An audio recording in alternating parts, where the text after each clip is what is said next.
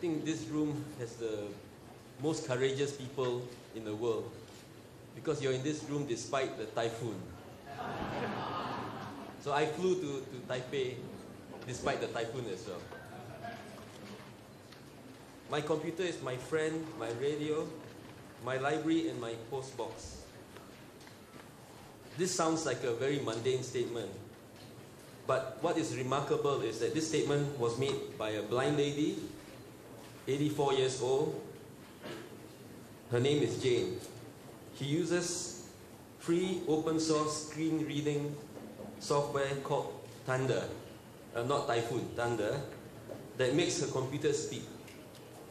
It allows her to hear what she's writing and whatever appears on the screen. This software works with Microsoft Word, Excel, Outlook, Messenger, Internet Explorer. It enables visually impaired users to write their own documents, send and read emails, surf the internet, do online shopping and banking, and also create their own websites. Thunder also verbalizes all windows, menus, and dialog boxes, allowing users full control of the computer. It has even been configured to work with Skype, Facebook, YouTube, iTunes, digital radio. So now the blind can also be socially networked as the rest of us. Thunder is unique because it is open source, therefore it's free, and it can be used among developing economies. And Thunder is even being developed by the visually impaired. This is just one example of the amazing opportunities that information and communication technologies have opened up for everyone. I'm very proud to be standing here with the father of ADOC, Dr. Shi. I think your idea has been quite brilliant. And I was speaking to my friend from PNG, Papua New Guinea, half an hour ago. And he told me that the ADOC Center in PNG trains almost or more than 1,000 people a year. That is an amazing achievement. APAC recognized the potential of the digital age very early on, both as a driver of growth for business and as a capacity building tool. In 1998, APAC ministers developed a blueprint for action on electronic commerce. By 2000, APAC was also addressing the need for technology access and education for individuals. That year, APAC leaders set the goals of tripling internet access throughout the region by 2005 and achieving universal access by 2010. I'm glad to announce that the target has been achieved. APAC has now set a more ambitious target of guaranteeing universal access to broadband by 2015, and work is already underway. However, even within APAC, progress has not been universal. Although take-up of ICTs on an APAC-wide basis has grown exponentially, developing economies have lagged behind. In several APAC economies, even now, less than 10% of households have access to computers and the internet, and even fewer have access to broadband. For this reason, APAC has tried to tackle the digital divide through capacity building activities such as information exchange, skill sharing, and technical assistance transfer. The APAC Digital Opportunity Center is a prime example of this effort.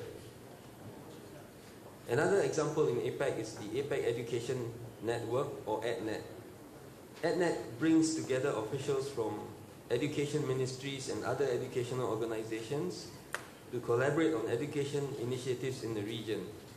EdNet's priority is to achieve 21st century competencies and skills for all. In terms of business capacity building, APAC has singled out SMEs as being in particular need of ICT assistance. SMEs, I think, as you all know, are critically important to the region and make up 90% of all enterprises. At present, they account for only 30 to 35% of exports, so there's lots of room for growth. Evidence shows that penetrating global markets is highly dependent on access to ICTs.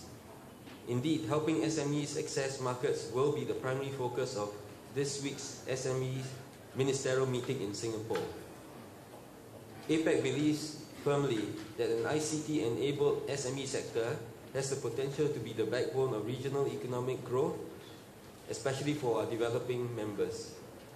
APEC has also tried to make it easier for businesses to operate in the region, generally by advancing e-commerce. APEC's Electronic Commerce Working Group promotes the use of electronic documents and internet technologies in international trade to make it faster, easier, and less costly to do business. Examples of its initiatives include single-window paperless trading and electronic certificates of origin. In the future, capacity building with respect to the digital economy will become even more important to APEC. This is because APEC has included or formally added inclusive growth to the agenda.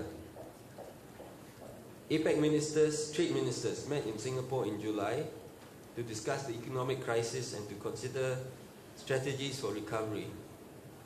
And one strategy in the coming years, because of the crisis, is to reduce the divide between the haves and the have-nots in our APEC economies. And I think this ADOC agenda of reducing the digital divide and producing a tool that facilitates business for SMEs is a key part of this effort. Ultimately, this means that APEC will be about empowerment for all. And I think this is the very heart of ADOC 2.0, which aims to empower people through ICTs. So we are very delighted, therefore, that ADOC is leading the way with this new initiative, and we look forward to seeing the benefits it will reap for the citizens and economies of APEC. Thank you.